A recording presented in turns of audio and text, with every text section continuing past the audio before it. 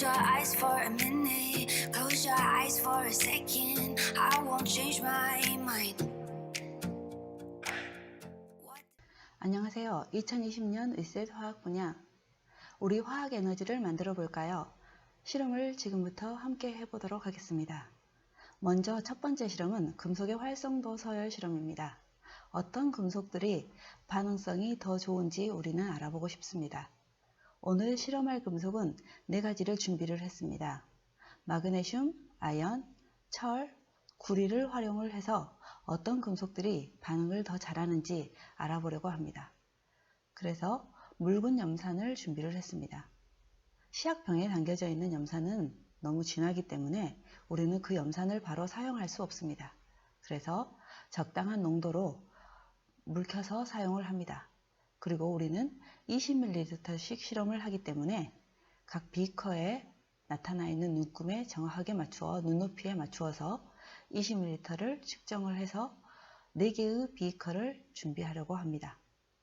그런데 보시면 실험실에서는요, 화학 분야 실험에서는 반드시 실험복을 입고 실험을 하셔야 되고, 그리고 산을 사용을 하기 때문에 손을 보호할 수 있는 라텍스 실험용 장갑을 끼도록 해야 합니다. 장갑을 끼고 또 머리가 긴 여학생들은 반드시 머리를 묶도록 합니다. 또한 실험실에서는 슬리퍼처럼 위에가 트여 있는 신발들을 신는 것은 위험하기 때문에 반드시 운동화를 신고 실험을 합니다. 좀 전에 말씀드린 것처럼 4가지의 금속을 실험하기 때문에 우리는 금속 리본들을 준비를 합니다. 각각의 금속 리본들은 모두 길이와 질량이 동일하도록 잘 맞추어서 준비를 하도록 하겠습니다. 금속은 마그네슘과 아연, 철, 구리를 우리는 준비를 합니다. 금속 리본들은 우리가 활용하기 좋게 가위로 잘라지지만 실험들을 하실 때에는 늘 항상 주의해서 다치지 않도록 조심하셔야겠습니다. 구리 금속 같은 경우에는 다른 금속과 색깔이 좀 다른 것을 알 수 있죠. 금속들은 어떤 색깔을 띠고 있는지도 여러분들은 실험을 하시면서 잘 관찰해 보시도록 하겠습니다. 그럼 이제 금속 리본들이 준비가 되었기 때문에 우리는 이 준비된 산과 금속들을 반응시켜 봅니다. 마그네슘을 염산에 넣었습니다. 급격하게 반응을 해서 수소기체가 발생하는 걸 볼 수 있습니다. 금속과 산의 반응에서는 우리가 이미 화학에서 배우신 것처럼 수소기체를 발생을 합니다. 그리고 금속들은 녹아 들어갑니다. 자, 아연과 철, 구리도 염산에다가 넣었습니다. 마그네슘만큼 급격하게 반응하지는 않습니다. 그런데 잘 보시면 마그네슘과 철에는 기포가 발생해 있는 것을 보실 수 있습니다. 금속을 막 넣은 직후 넣자마자 마그네슘은 다 녹아서 반응한 것을 보실 수 있습니다. 하지만 구리는 여전히 그대로 있는 것을 보실 수 있는데요. 아연 리본에 철보다는 훨씬 더 많은 기포가 발생해 있는 것을 여러분들은 확인하실 수 있을 겁니다. 자, 10분이 흘렀습니다. 다시 한번 마그네슘 리본을 넣어봤는데요. 여전히 마그네슘은 반응성이 굉장히 활발하게 수소기체를 많이 발생을 하면서 다 녹아 들어가는 것을 보실 수가 있습니다. 다른 금속에 비해서 굉장히 반응성이 크다라는 것을 알 수 있죠. 자, 아연을 보시면 여전히 철에 비해서는 기포가 훨씬 많이 만들어진 것을 보실 수가 있습니다. 구리는 아직까지도 반응이 없습니다. 구리는 수소에 비해서 반응성이 더 약한 금속이기 때문에 수소를 치환해서 기포를 만들거나 할 수는 없습니다. 자, 그래서 우리는 이제 마그네슘, 아연, 철, 구리의 순서대로 반응성이 결정되었다는 것을 이해하실 수 있을 것 같습니다. 우리는 이 실험의 결과를 가지고 우리 오늘 실험의 본 주제인 화학 에너지를 만들어 보고자 합니다. 자, 그때 금속들이 필요로 하는데 어떤 금속들이 좀 더 반응성이 큰지를 알고 이 금속들은 화학 에너지를 만드는데 어떤 결과를 만드는지 잘 활용을 해보려고 합니다.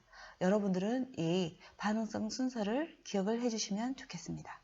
그래서 두 번째 실험입니다. 화학 전지를 만들어 보도록 하겠습니다. 우리는 먼저 아연판과 구리를 이용을 해서 전극으로 활용을 할 건데요. 자, 전자의 이동이 이루어져서 화학 에너지를 만든다는 것을 알고 있기 때문에 자, 전자가 이동할 수 있는 환경을 만들어 줘야 되겠죠. 자, 그런데 이때 전류가 흘러갈 때 서로 이동할 수 있는 환경, 즉 전해질이 먼저 준비가 되어야 합니다. 우리가 오늘 사용할 전해질은 질산아연과 질산구리 용액을 준비를 했습니다. 질산구리 용액은 파란색이고요. 질산아연 용액은 무색 투명한 용액입니다. 자, 그런데 보시면 질산구리 용액에다가는요, 구리 전극을 담궜고요. 질산구리 용액에는 구리 전극을 담궜고 질산아연 용액에는 아연 전극을 담궜습니다.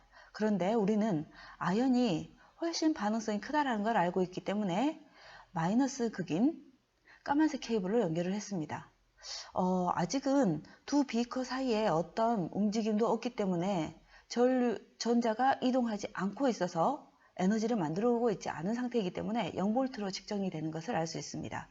저 기기는 전압을 측정할 수 있는 멀티테스터입니다. 자, 그러면 우리는 이제 실제로 자발적인 전자가 이동하는 산화환원 반응이 일어나는지를 확인을 해보려고 합니다. 그리고 에너지를 만들어지는지 보도록 하겠습니다. 자, 두 용액 사이에 전자의 이동과 이온의 이동이 이루어질 수 있도록 우리는 염다리로 연결을 합니다. 염다리는 질산소듐 용액을 이용을 해서 충분히 적셔줍니다. 우리가 지금 사용하고 있는 염다리는 거름 종이를 잘라서 만들었습니다. 자, 다시 한번 보도록 하겠습니다. 멀티테스터를 이용을 해서 측정을 했더니 염다리를 연결을 하자마자 전자의 이동에 의해서 에너지가 만들어져서 1.00V가 측정이 된 것을 알 수 있습니다. 정말로 에너지가 만들어졌는지, 전자의 이동에 의해서 화학 에너지가 만들어졌는지 우리는 멜로디 버저를 이용을 해서 소리가 나는지를 확인해 보려고 합니다.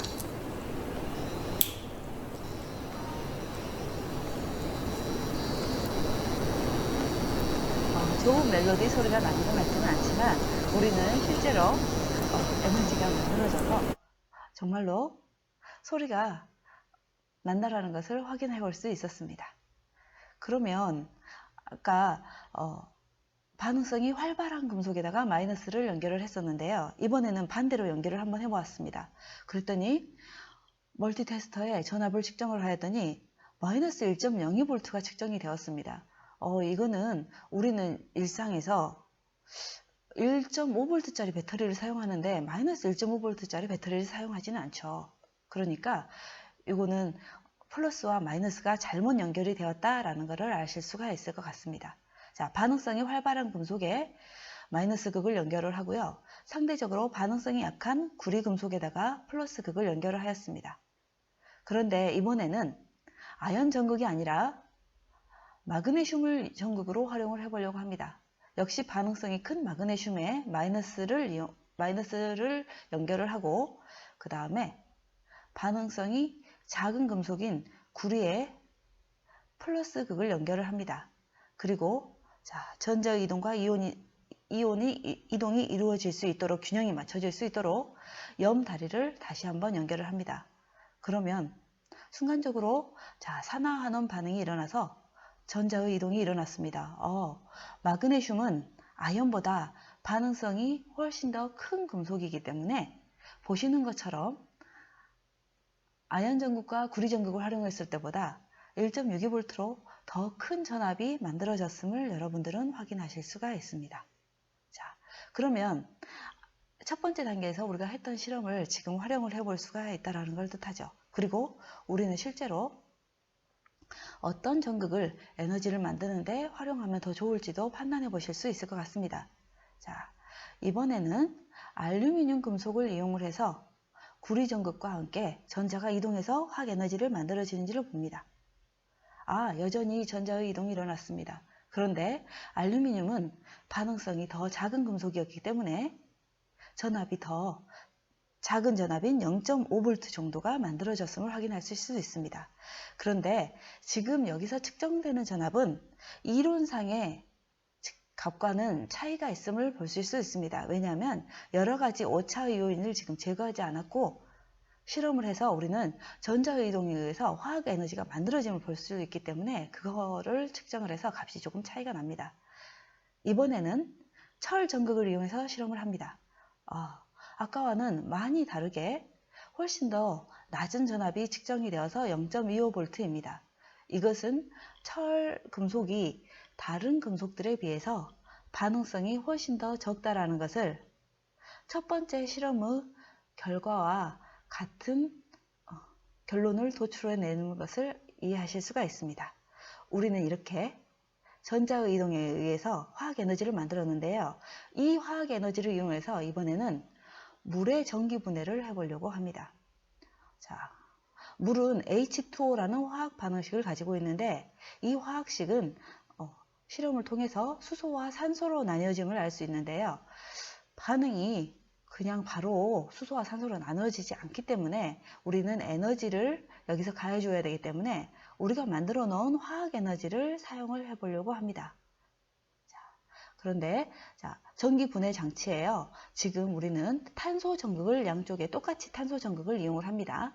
아까는 다른 전극을 썼는데 전기 분해에서는 수소와 산소로 나뉘어지는데 탄소 전극이 효율적이기 때문에 요거를 사용을 해서 보도록 하겠습니다. 그런데 이 탄소 전극이 전기 분해 장치에서 빠져나올 수도 있고요. 그 다음에 용액을 부었을 때 용액이 새면은 실험이 잘 안 되기 때문에 파라필름 이용해서 잘 감아 주었습니다.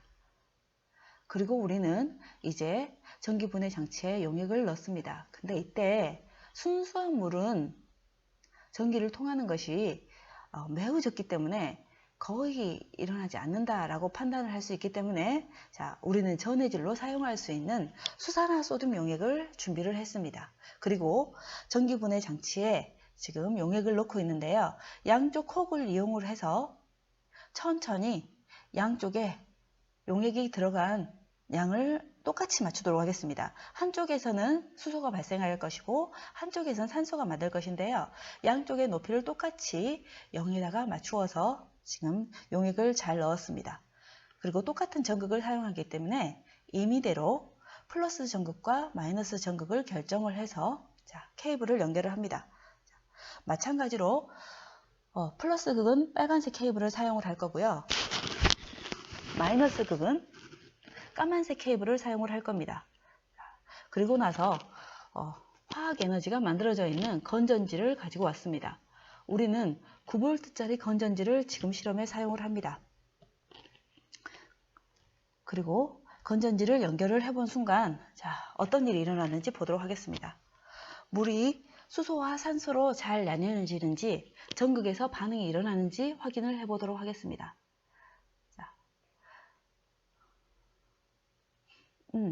반응이 일어나기 시작했는데요. 벌써 한쪽 전극에서는 두 전극에서 한쪽 전극에서 기체가 올라오는 것을 보실 수가 있습니다. 두 전극에서 똑같이 반응이 일어나고 있는데요. 먼저 반응이 일어나는 전극과 나중에 반응이 일어나는 전극이 있긴 하지만 어느 쪽에서 반응이 좀 더 활발한지를 잘 관찰을 해보도록 하겠습니다. 까만색으로 연결된 전극 쪽에서 훨씬 더 반응이 활발하게 일어나고 있고요. 수소 기체와 산소 기체 어느 쪽인지 우리는 따져보면 물은 분해를 해서 2몰의 수소 기체와 1몰의 산소 기체를 만들기 때문에 까만색으로 연결된 마이너스 전극에서 수소 기체가 훨씬 더 많이 만들어지는 것을 알아보실 수가 있습니다. 잘 보이시죠, 여러분들? 수소와 산소가 만들어지고 있습니다. 그렇다면 지금 우리가 탄소 전극을 사용을 했는데요. 이 탄소 전극에는 수소와 산소가 모일 수가 있고요. 그리고 이 유리관들 안에가 각각이 수소와 산소가 이미 기체가 발생해서 모여져 있는 것을 확인하실 수가 있습니다. 2대1의 비로 만들어질 수가 있는데요. 그러면 우리는 이 모인 산소와 수소를 이용을 해서 다시 한번 수소 전지를 만들어 볼 수 있는지, 수소와 산소가 반응을 해서 에너지를 만들어 볼 수 있는지, 수소 전지가 만들어 볼 수 있는지 테스터를 이용을 해서 전압을 측정을 하고 멜로디 버저를 이용을 해서 확인을 해보도록 합니다. 1.64V나 만들어졌습니다. 이것은 우리가 모인 수소와 산소를 이용을 해서 전지로 활용할 수 있다는 것을 확인해 볼 수 있었습니다. 오늘 실험은 여기까지입니다. 여러분 수고하셨습니다.